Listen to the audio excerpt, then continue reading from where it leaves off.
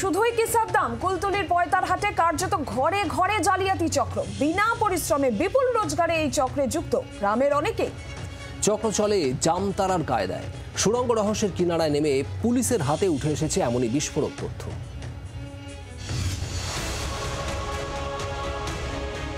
জামতারা কার্যত ব্যাংক জালিয়াতির সঙ্গে সমার্থক। ওটিপি হাতিয়ে বা না হাতিয়ে নিমেষে গায়েব লক্ষ লক্ষ টাকা। দেশে বিদেশে কারো ছাড় নেই। ব্যাংক জালিয়াতির আখড়া এই জামতারা। সেই জামতারায় ঘরে ঘরে চলে এই জালিয়াতি চক্র। ঘরে ঘরে মূর্তির কারবার।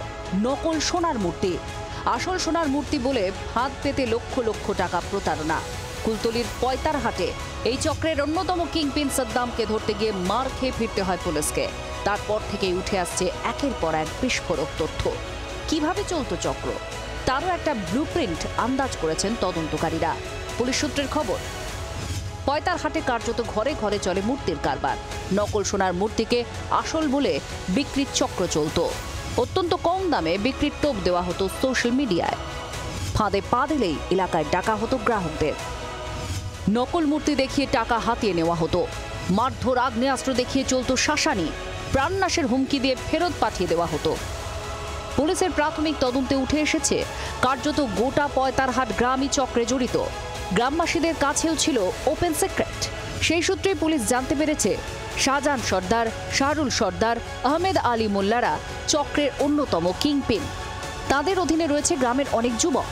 এখানে একটা গ্রাম পুরো ইনভলভ, একটা এরিয়া পুরো ইনভলভ, মাল্টিপল বহু লোকের মধ্যে ইনভলভ। সেখানে পুলিশের কাছে কোনো খবর নেই, পুলিশের কাছে ইন্টেলিজেন্স নেই। এটা হতে পারে? এগুলো দেখুন, পুলিশ যেগুলো করে এগুলো তো আইওয়াস। জামতারা চক্রের নিয়ন্ত্রণ চলে অভিনব কায়দায়। গ্রামে অপরিচিত কেউ ঢুকলেই সংকেত পৌঁছে যায় ঘরে ঘরে। কুলতলিতেও চক্র চলে প্রায় একই কায়দায়। ওটিপি জালিয়াতির রাজধানী ঝাড়খণ্ডের জামতারা। পয়তারহাটেও জামতারার কায়দায় চলে প্রতারণা। গ্রামের প্রায় সর্বত্র ছড়িয়ে থাকে ইনফরমাররা।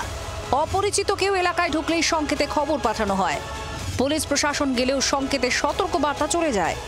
পুলিশ ঢুকলে মহিলাদের সামনে রেখে চলে বাধা দান। ধরপাকড় হলে দু একজনকে ধরিয়ে দেওয়া হয়।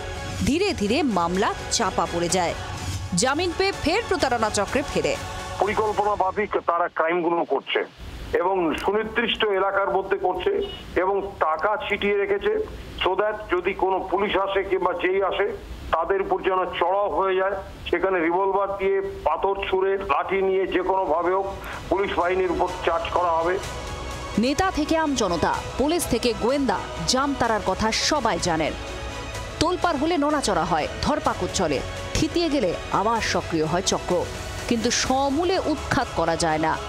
কুলতলির পয়তারহাটের মূর্তি জালিয়াতি চক্রের ক্ষেত্রেও কি তাই হবে? সুড়ঙ্গ রহস্যের কি কিনারা হবে? সাদ্দাম সহ গোটা জালিয়াতি চক্রের জাল কোটাতে পারবে পুলিশ প্রশাসন? প্রশ্ন বহু, উত্তর লুকিয়ে ভবিষ্যতের গর্ভে। ব্যুরো রিপোর্ট, জি 24 ঘন্টা। বাংলার আওয়াজ, বাঙালির আবেগ, জি 24 ঘন্টা।